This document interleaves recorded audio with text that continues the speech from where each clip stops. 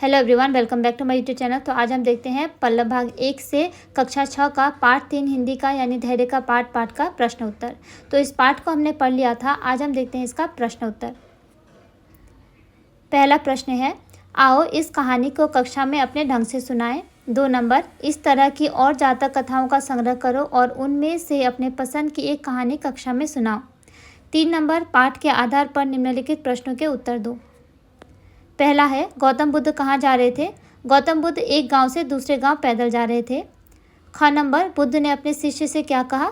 बुद्ध ने अपने शिष्य से कहा, बहुत प्यास लगी है, कहीं से थोड़ा जल ले आओ।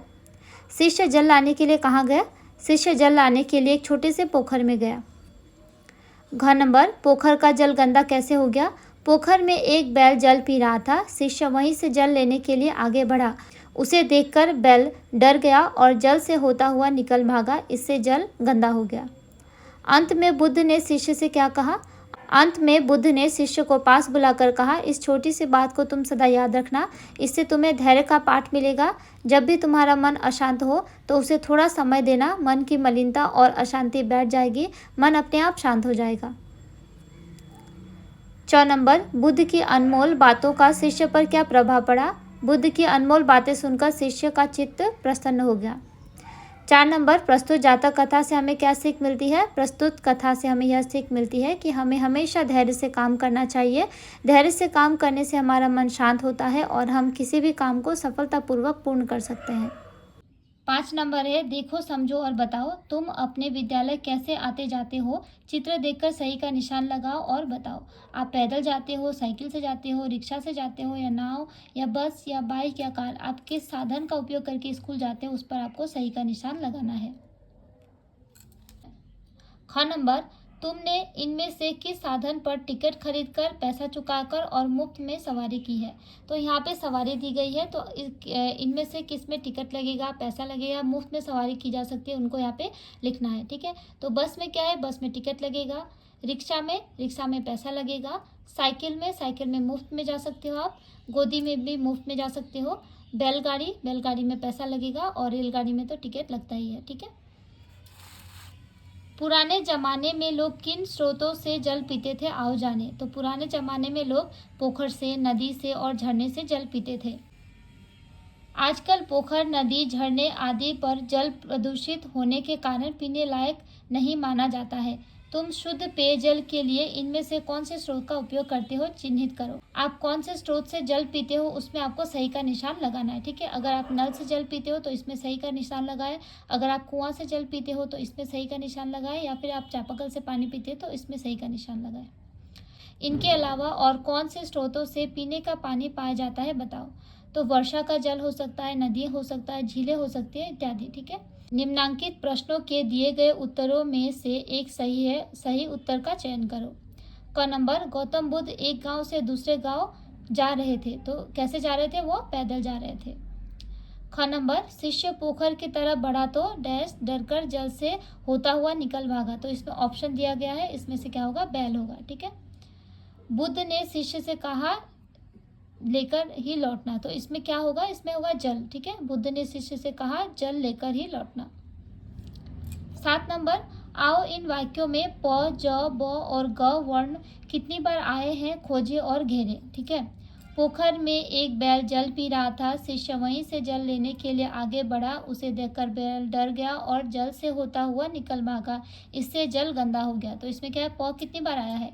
1 बार, 2 बार। ठीक है, 2 बार आया है। ज आया है 1 बार, 2 बार, 3, 4 बार। फिर ब 1, 2, 3 बार, और ग 1, 2, 3 और 4 बार। ठीक, ख नंबर, आओ पाठ में आए इन शब्दों को पढ़े। पोखर, बैल, बुद्ध, जल, गंदा, गांव और गौतम। आओ अब हम म, न, भ, य, त, र, ल वर्णों को पाठ में ढूंढे और इनसे बने शब्दों को पढ़े। ठीक है, र से क्या है? रथ, राजा, रानी, रेल। त से तालाब, तोता, फिर किताब में भी तो आया है और कबूतर में भी तो आया है। यज्ञ, धैर्य, यह, गाय। लाल, माला, गुलाल, जल। मछली, मलिनता, माँ, माता। भ भालू भाला भारत भोजन। न नाव नयन नल नाना। आओ अब इन वर्णों में से सही वर्ण चुनकर शब्दों को पूरा, तो आपको इनमें से सही वर्ण चुनकर यहाँ पर लिखना है। रथ, यह, जल, नदी, नल, थम, नव, कागज, गलत, परत और जमीन। ठीक है, तो यहाँ से आपको सही वर्ण चुनकर यहाँ पर लिखना है। 9 नंबर देखते हैं। आओ मात्राओं को सीखे और खाली जगह भरें। क जोड़ आ का, क जोड़ हर्षई की, क जोड़ दीर्घई की, ग जोड़ आ गा। तो अब हम देखते हैं ग जोड़ हर्षई। ठीक है, हर्षई होगा तो गी होगा। ठीक है, क्योंकि यहाँ पे आप देख सकते हो क जोड़ हर्षई की हुआ है, तो इसी तरीके से ग जोड़ हर्षई गी।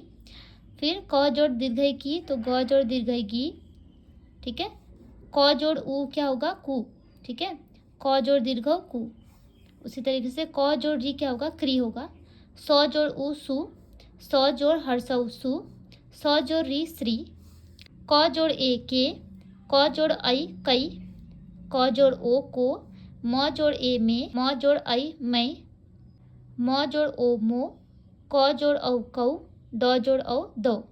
तो यहाँ पे दिया गया है आ यानी आकार, ई यानी हर्षिकार, ई यानी दीर्घिकार, उ यानी हर्षुकार, उ यानी दीर्घुकार, री यानी रीकार, औ यानी औकार, ए यानी एकार, ऐ यानी ऐकार, ओ यानी ओकार। ठीक है। 10 नंबर। आओ यह भी जाने। गौतम बुद्ध का जन्म ईसा पूर्व 563 में बैसाखी पूर्णिमा के दिन कपिलवस्तु नामक स्थान पर हुआ था। उनके बाल्यकाल का नाम सिद्धार्थ था। पूर्णिमा तिथि को उन्हें बोध प्राप्त हुआ था और अंत में उनका निर्वाण भी इसी तिथि को हुआ था। वे बौद्ध धर्म के प्रवर्तक थे। आओ पाठ में आए कुछ शब्दों के अर्थ जाने। विश्राम यानी आराम, वृक्ष यानी पेड़, पोखर यानी छोटा तालाब, स्रोत यानी उत्स, थक यानी थकान, वापस यानी लौटना, गंदा यानी मैला, निर्मल यानी साफ स्वच्छ, अनमोल यानी अमूल्य, चित्त यानी मन, गंदगी यानी मैल, प्रसन्न यानी आनंद। तो ये थे इस पाठ के प्रश्न उत्तर।